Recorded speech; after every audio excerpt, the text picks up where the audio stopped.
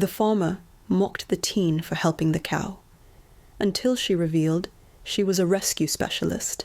There are farms that hum with life, and there are farms that echo with silence. Old Merrowfield Farm was the second kind, a place where the wind always seemed to be carrying some unfinished story. The dusty fields stretched endlessly, fences sagged with age, and somewhere in that stillness, a cow lay collapsed in the mud. Her breaths were sharp, her eyes were glassy with fear, her legs trembled with every shiver, and everyone simply watched. The sun hung low over the horizon, turning the landscape a burnt orange haze. A few farmhands stood by the broken fence, whispering, shrugging, almost annoyed by the sight of the struggling animal. A tractor idled nearby, its engine coughing like an old smoker. Then the mocking began. "Will you look at that cow?" one farmhand muttered, leaning against a bale. "Ain't worth saving. She's done." "Farmer tried for hours," another added. "If he couldn't lift her, no one can." Their casual cruelty floated across the field like dust. But the cow's soft, aching cry, that cut straight through the silence, and that's when she appeared. A teen girl with a backpack too big for her, sneakers caked with dirt and eyes sharpened by something most people didn't notice. She paused at the gate, scanning the scene, taking in every detail, the trembling flank of the cow, the uneven breathing, the deep panic hiding behind the animal's eyes. Her voice came out steady. "Why is no one helping her?" Every head turned, then every mouth smirked. Farmer Marrow, a towering brute of a man with a sunburned neck and a permanent scowl, spat into the dirt and laughed. "A kid?" he scoffed. "You think you're gonna help? She's stuck. Probably injured her spine. Best leave her. Nature knows her business." The farmhands chuckled. The girl didn't. She stepped closer, her backpack bumping against her hip. She crouched beside the cow, brushing away mud from the animal's cheek. The cow flinched, then relaxed. Something in her touch disarmed the fear. The teen whispered, "Hey, it's okay. I'm here." From the fence, the farmer grumbled, "Look at her. Ha! Talking to a cow like it's going to answer." Another farmhand raised his phone to record. "Hey, kid. Want to say something for the camera? Tell us how you're going to magically fix her." More laughter, more mockery, more useless voices, but the girl ignored them. Instead, she scanned the cow's body with unsettling precision. Her fingers pressed lightly along the spine, the ribs, the flank. She lifted the cow's ear, checked the eyes, assessed the breathing rhythm. The farmhand stopped laughing. Something about her movements.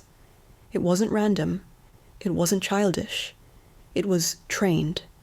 But they didn't know that yet. "Back away from her," Farmer Marrow warned. "Cow's scared.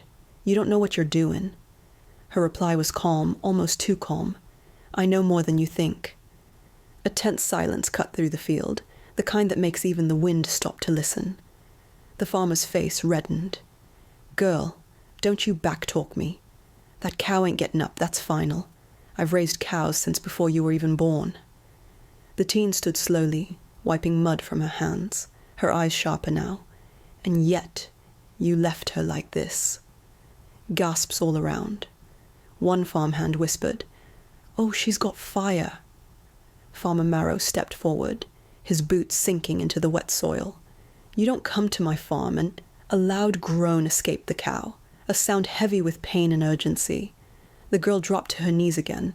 Her breathing is getting worse. She's panicking. If we don't act now, she won't last. The farmer rolled his eyes. "A cow panics every time it rains." "That's not what this is," she insisted, voice tightening. "She's in shock." The word shock traveled through the air like a spark. The farmhands exchanged looks. The recording phone slowly lowered. "How do you know that?" one of them asked. The girl hesitated, but only for a moment. Then she opened her backpack and pulled out nothing dramatic, nothing glowing, nothing big, just a compact rescue kit, worn at the edges, with reflective tape and a faded blue crest. The farmer squinted. What in the world is that? But the girl didn't answer. Not yet. She slipped gloves onto her hands. She knelt again. She checked the cow's pulse. She measured the breath spacing. Her voice softened. "Easy, girl. Easy," the cow responded, weakly leaning her head into the teen's leg. Farmer Marrow's mocking grin vanished. "What are you doing to her?" he demanded. The teen finally looked up. Her eyes were fierce now, a quiet fire behind them. "I'm assessing her condition," she said, and trying to keep her alive. A farmhand muttered, "Is she trained?" The farmer scoffed louder than before, desperately trying to reclaim control of the situation. "Trained? Her? Don't be stupid. She's a kid with a first aid kit." But a few farmhands were not so convinced anymore. They leaned closer. They watched her hands. They watched the cow's slowing tremors. The tension grew thicker. The sun dipped lower. The air turned heavy. And then, another twist. A distant rumble. Not thunder, not tractors. A vehicle. The girl stiffened just slightly, as if recognizing the sound before anyone else. The farmhands turned toward the road. A white truck approached, lights flashing amber, dust billowing behind it. Farmer Marrow frowned. "Who the hell is that?" The girl didn't respond, but she whispered to the cow, "Help is coming." The white truck screeched to a stop beside the broken fence. Dust swirled around it like fog as the door swung open. A tall woman stepped out, boots muddy, jacket marked with an official emblem, radio clipped to her shoulder. A farmhand whispered, stunned, "Wait, that's the County Large Animal Emergency Response Unit." Farmer Marrow blinked. "The what?"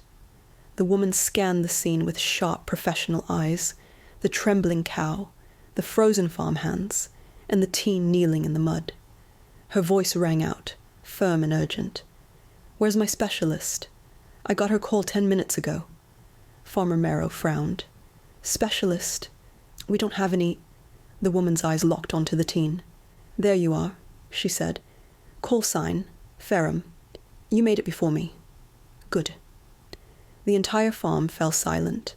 The teen exhaled slowly, almost shyly. Farmer Marrow's jaw dropped. "Wait, she's the specialist?" The woman nodded. "One of the best youth-certified large animal rescue responders we've ever trained. When she calls, we listen." The farmhands exchanged stunned looks, the phone recording quietly lowered. And all at once, the mocking stopped. The teen rose to her feet, wiping mud from her gloves. "She's in shock," the teen reported, voice stronger now. "Her hind leg is pinned under a dip in the soil. She's dehydrated, and stress is making it worse. We need to stabilize her and lift her safely." The officer nodded. "Show me." Farmer Marrow sputtered. "This girl, this kid, is trained to do all that." The officer gave him a hard stare. "Mock her again, and you'll find out just how much authority she has." The farmer fell silent. Together the teen and the officer unpacked equipment, stabilizing straps, hydration syringe, soft-line harness. The farmhands instinctively stepped back, watching the transformation. No longer a helpless girl, no longer someone to mock. She was a rescuer, in full command of the scene. "On my mark," the teen instructed. "Slow pressure on the hind lift. Keep her head steady. Don't let her twist." Even the farmhands obeyed her commands without question. The cow groaned, legs trembling under the shift in weight. "It's okay," the teen whispered, stroking the cow's cheek. "You're almost there. Just breathe with me." The wind fell still as if listening. Then, "Lift." The straps tightened. The ground shifted. The cow tensed, then pushed, then... A ragged cheer echoed across the field.